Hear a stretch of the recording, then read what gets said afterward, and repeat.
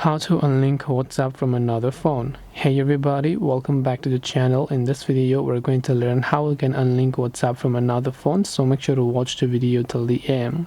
Now if you want to unlink WhatsApp from another phone because maybe you've happened to link the account in some other devices as well, you can simply try to open up the WhatsApp app and you will see this type of interface.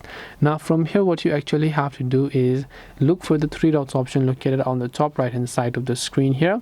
Then once you've done that, you'll find this little option here that says linked devices. So all you have to do is just tap on the linked devices section, and here you actually see a list of couple of devices that you've happened to link. So you can simply select those devices there, and once you select the devices you'll find the option to also log out of it.